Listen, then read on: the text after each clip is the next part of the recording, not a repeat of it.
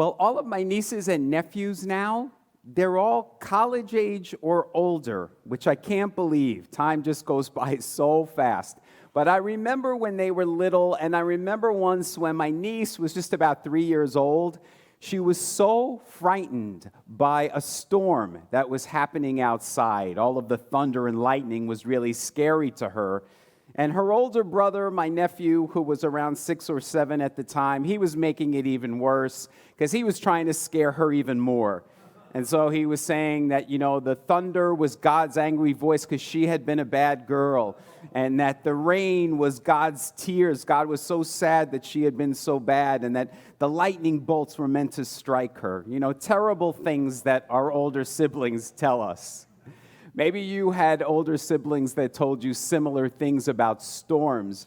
My older brother actually told me something cute. He said when I was little that the thunder meant that the angels in heaven were bowling, and that the lightning meant that they got a strike. Now, of course, it all seems so silly today because we as adults, of course, we understand how weather works. But for a moment, I would just like you to right now just kind of picture yourself back in biblical times. Thousands of years ago, you lived in biblical days. There were no meteorologists. People had a very childish understanding of how weather worked. They didn't understand. They didn't have a farmer's almanac to tell them when to plant their crops. They didn't have, 24-hour news channel to tell them when a storm was approaching, or Al Roker to give them the 5-day forecast, okay? So what did they do? Well, they looked up to the sky for their answers. And why did they look up there? Well, as we spoke about last Sunday, that's where they thought God lived. They thought God was up there. So when the clouds would darken and there'd be storms, they interpreted it to mean in their childish way that God was angry with them. And the Bible is chock full of examples of this.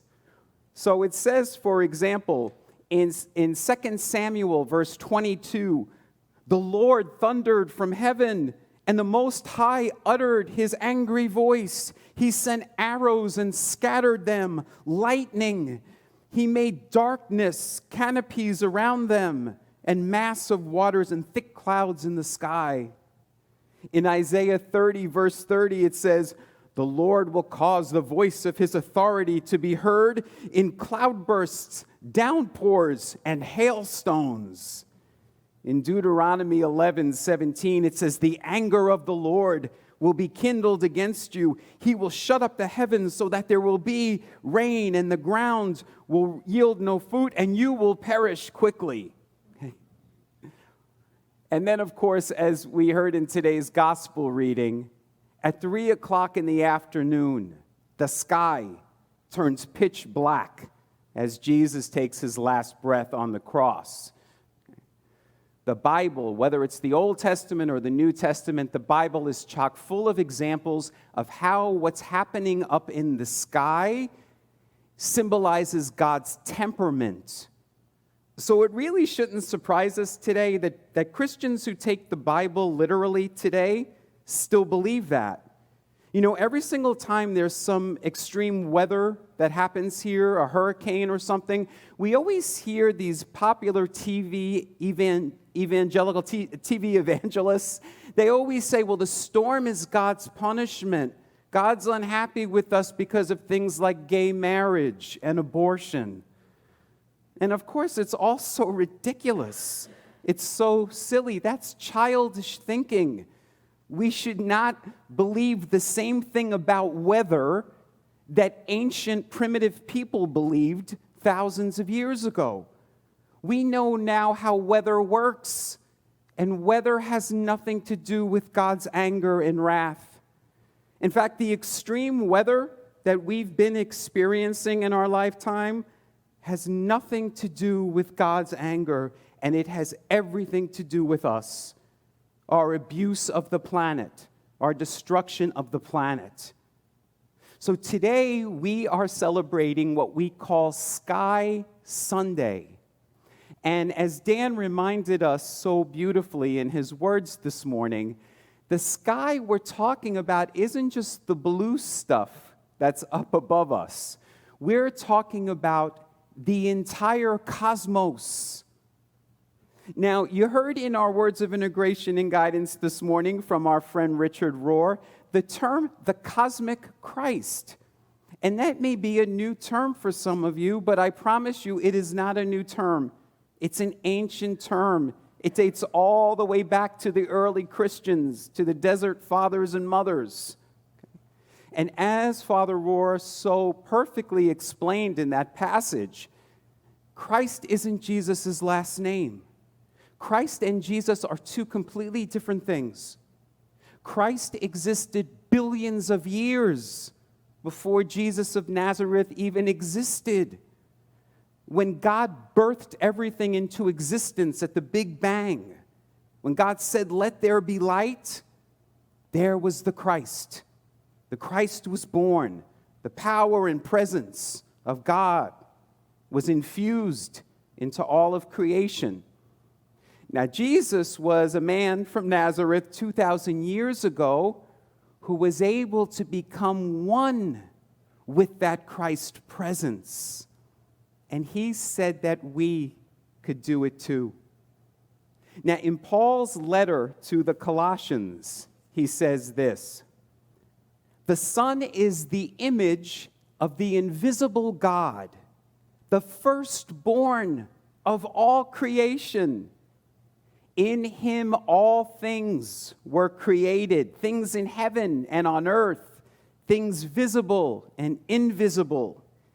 He is in all things." Now the He, the Son, the firstborn of all creation that Paul is talking about is not Jesus of Nazareth. He's talking about the Christ. The Christ is the firstborn of all creation. Jesus was able to become one with the one with all that is. And he came to show us the way so that we could do it too.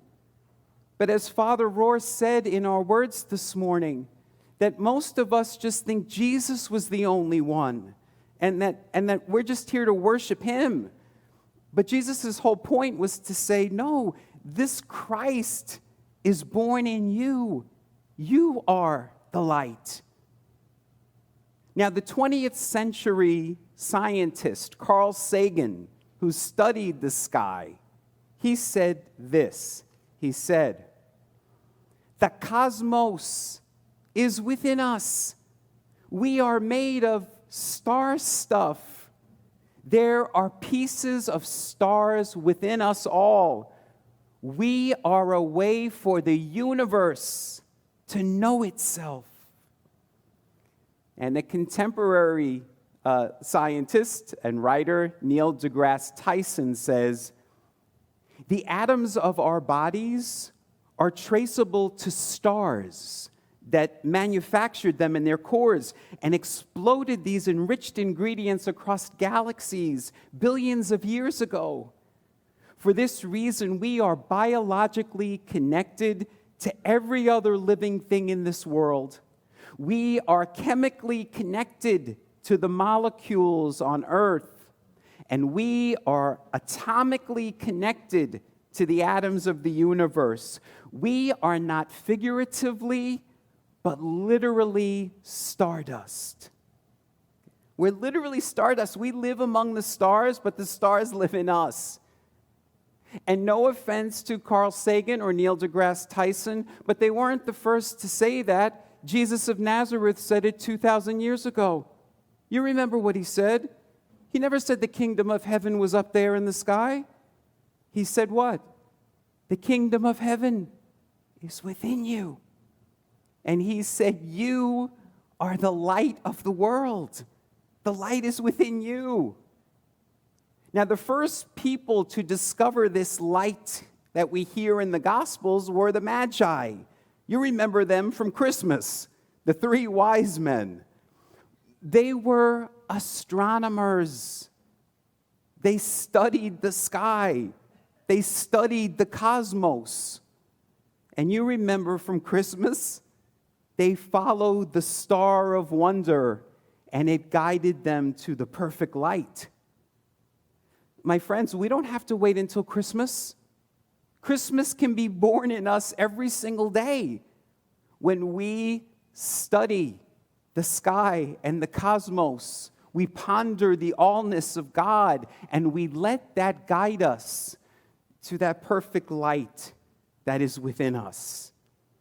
And so that's what I want to invite you to do this week that we are putting our focus on the sky. During the day, if you have some time, just look up at the clouds. You know, Spirit gives us signs in the clouds. And if at night you have a chance to just ponder the night sky, look up at the stars like the Magi did, feel the allness, the awe and wonder. Because what it does is it connects us with the light within us. The stars up there are made of the same thing as we are made of. So this week, find time, if you can, each and every day or night to do that.